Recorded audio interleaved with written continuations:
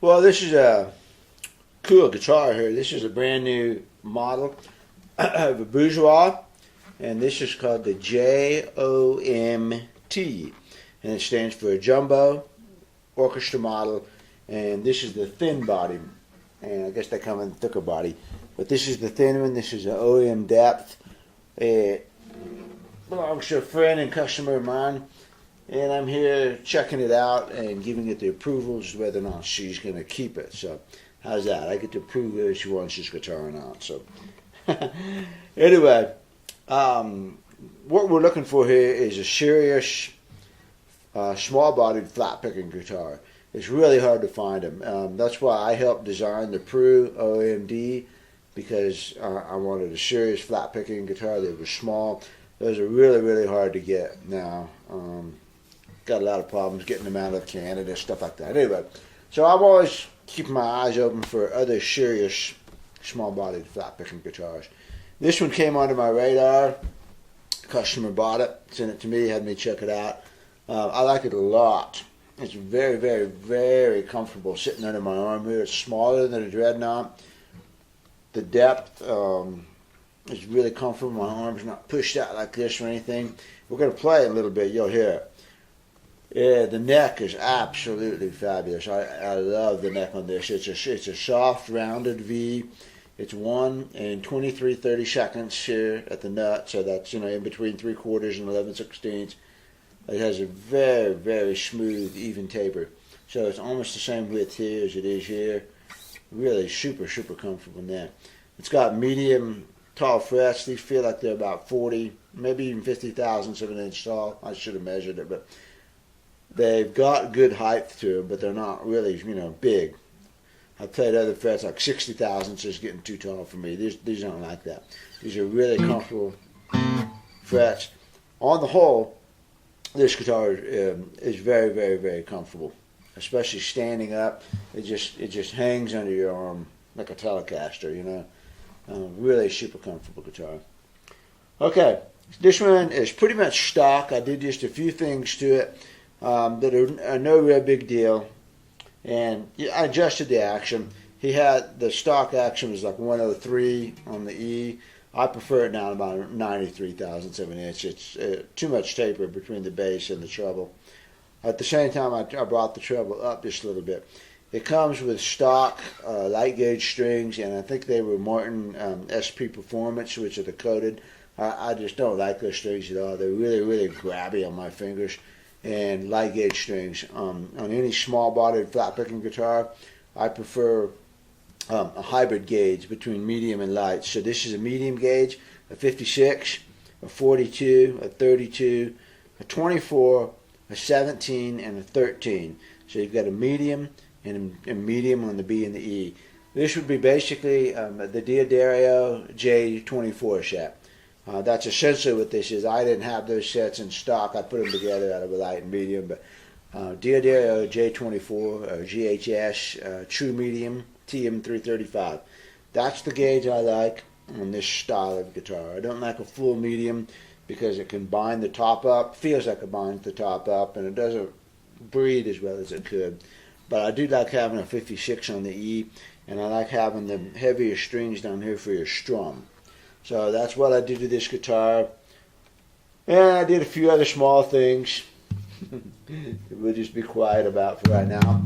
But anyway, it's basically stock guitar. So, has Waverly tuners, has a beautiful peg head, really nice tapered shape. The thin body here has the straight bridge pins. The other JOMs, the non-Ts, have curved bridge pins. And I know the reasoning behind that is to get the bridge pins off of the single grain line and make it less prone to splitting. But I personally don't like curved bridge pins because I don't like the way the break angle on the middle changes. I like straight bridge pins. What I really like is the way Collings does it, where they run the pins in the same angle as the saddle. And then you get a nice consistent break angle. But that can also result in a little bit of a looser bass feel. So, I like the straight. My next choice would be angled with the saddle. My last choice is anything that's in a half circle. That's one reason why I recommended the thin body to my customer rather than the regular one. To get the straight bridge, to get the thinner body. This is a Torrefied Adirondack Spruce top. It's Indian rosewood, back and sides. Real pretty Indian rosewood too. It's a bright rosewood. I tap on it and it's got a nice bright sound to it. Not dull sounding at all. Ebony. Waverly tuners, I already said that. One thing about Bourgeois, the neck is totally bolted on. So it's got 2 bolts going in here. It's got, I think, 4 bolts or maybe 6 underneath the fingerboard extension. No glue anywhere. This thing is really super easy to do a neck reset on if you need to do one. It's just a matter of taking the bolts off, taking off what you need on the heel, bolting the back arm. You might get lucky and be able to do one in 10, 15, 20 minutes, you know. Super easy to do. And it's a nice solid system. I've worked on Bourgeois before. Good solid system. It might add a little bit of weight up in there, but this guitar is light. It's not a heavy guitar at all. I compared it to my Collings D2H.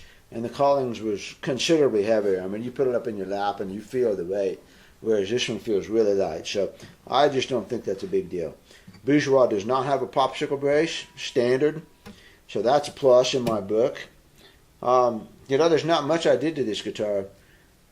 If it was my guitar, and I had it for 2 or 3 years to the point where I was convinced that it was my guitar for life, I would probably enlarge the sound hole a little bit. And the reason I would do that is because right now it's actually a little bit less than 4 inches. It's just right around 3 7/8 of an inch.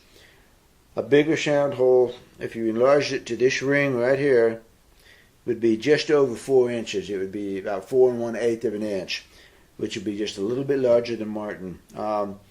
That would let more sound out of the hole. It wouldn't let more sound out, but it would throw the sound in a wider arc, like this. Right now the guitar projects really good. You play it, I'm playing it, and I think, well, it might be just a little bit quiet. But someone sitting across the room says, no, that's a loud guitar. If you open the sound hole, it will throw more sound up in your face. It'll throw sound off in a wider arc, which means that it's easier to mic. It also lets a little bit more of the mid-range and the treble out while reducing the bass boom, if you will. I like that. I like the crisp, snappy sound that larger sound holes have. That's just my personal preference, but I'm explaining to you why I like it that way. And I just get used to that. I get used to that snap and that treble, crisp sound to it. So, but, you know, nobody asked me. I mean, I would look into maybe, and I know Bourgeois makes large sound holes in some of their Tony Rice models. So I know they're familiar with it. I would inquire if I was going to get one of these custom built or something like that. I would inquire about maybe getting a larger sound hole. And after I had this guitar and I was convinced that it was my guitar and it was going to be my guitar for life, I personally would open that sound hole up a little bit. But we're not going to do that right now. We're going to leave it alone, and we're going to let her play it for a couple of years and see what we got. So let's see what it sounds like here.